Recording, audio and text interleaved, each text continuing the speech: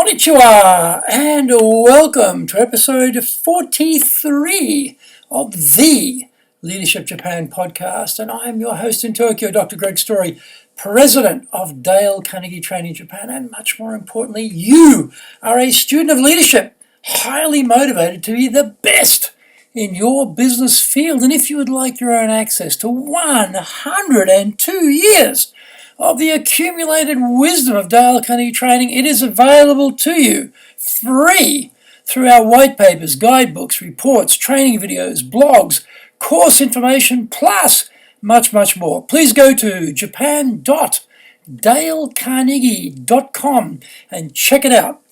Today, our topic is women get no respect. In my experience, women in Japan are rarely taken seriously as professionals.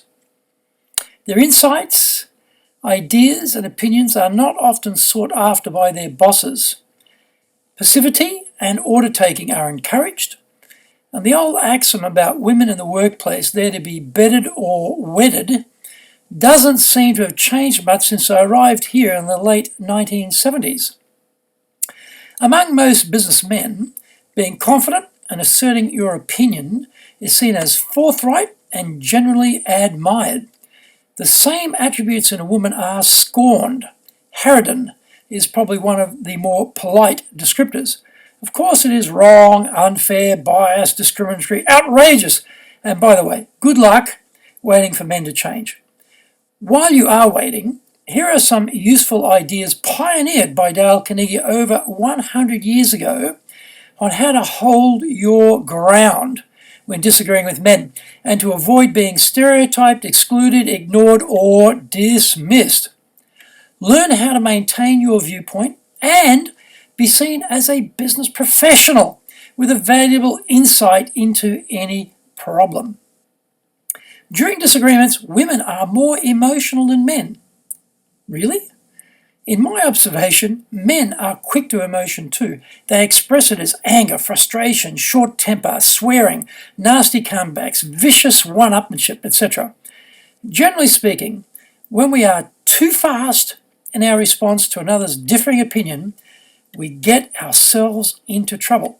The usual speaking speed is, 150, maybe up to maximum 200 words per minute, but our listening capacity is closer to 600.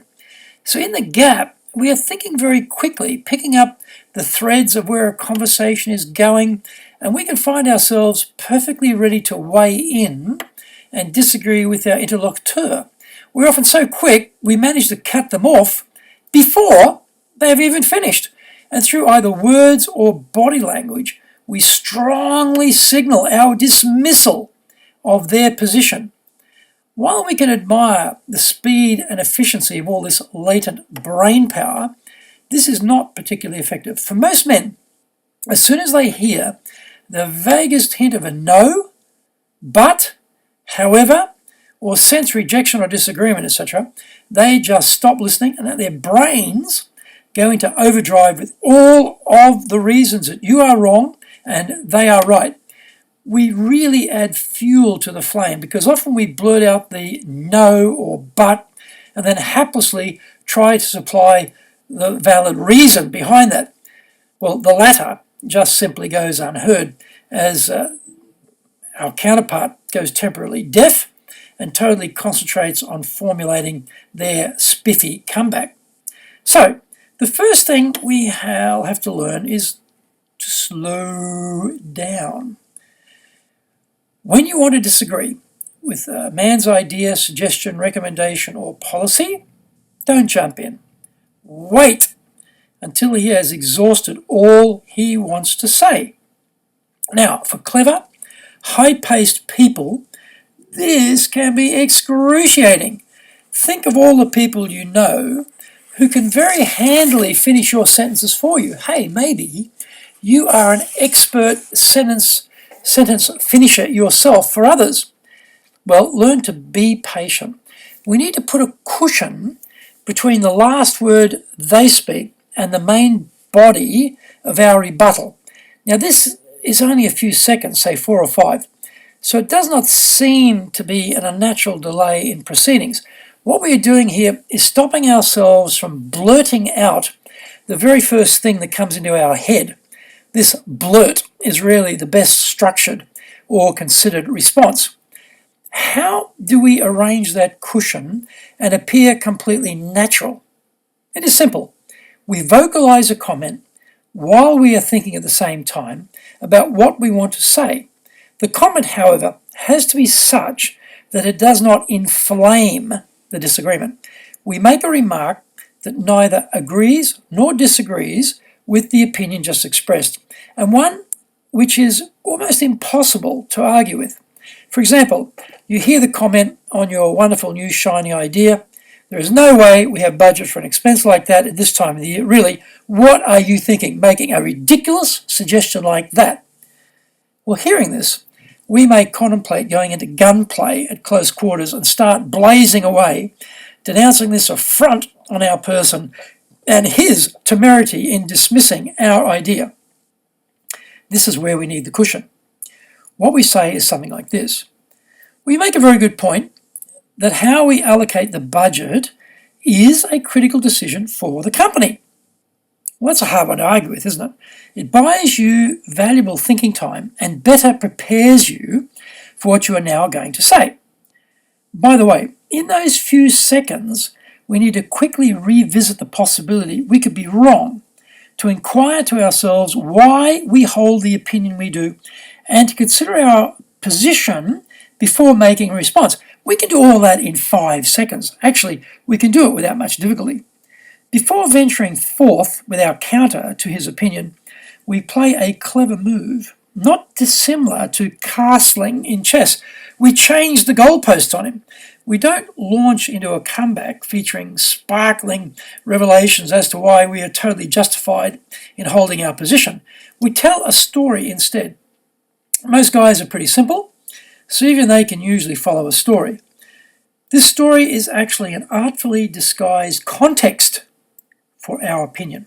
We add in the story names, dates, places, events, incidents, colour, movement, especially things he is familiar with. We make it real for him, because it has to be real. We weave a tale that fleshes out why we have come to the conclusion we have, based on what we know about the situation. Now, it is very, very difficult for him to argue with context. How we might interpret the context is another matter, but often inside that story, which we have stocked carefully with evidence, sits the keys to persuasion. We may bring up certain information about which he had no idea, or we may show a different angle based on evidence that he had not considered. This whole process will take less than 2 minutes. And at the end, we again note the action we recommend and the benefit that will avail to everyone if our advice is followed.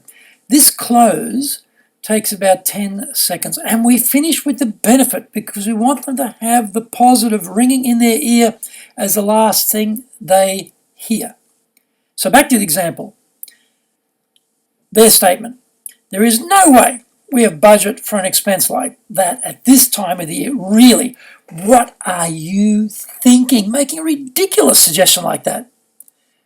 You make a very good point that how we allocate the budget is a critical decision for the company. I was talking to Bill, the CFO, over the phone conference last Thursday afternoon, and he mentioned that there was an internal rebate on certain expenditures, but they only applied if we got the paperwork in with receipts presented by the end of September. He gave me the example of our branch in Denmark, who've been able to fund a major project study off the rebate, and this set them up nicely for their business plan for the new financial year. They increased revenues by 30% in the first quarter of the year as a result. I was impressed when he told me that. We could do the same thing, but only if we move fast. That is why I have suggested we make this expenditure now, because by accessing the existing residual monies, we will halve the total cost of this project, which we all agreed we should do, and we will get a major head start as we kick off the new financial year. So, in that scenario, the keys are being able to cushion first and then switch into the story, backing up our point with evidence, and then tie the bow at the end with the action and benefit piece. Remember, the last thing we want them hearing is the benefit. So, before you launch forth with your rebuttal to his stupid, ill-conceived, half-baked, rude, ludicrous, and inaccurate comment on your idea, hit him with your cushion and set yourself up for some persuasion power. Ladies, start bracing yourself to be treated as a professional by men here in Japan. Thank you for joining the Leadership Japan podcast. Remember to access your Dale Carnegie training, free white papers, guidebooks, training videos, blogs, course information, plus much, much more. Go to japan.dalecarnegie.com.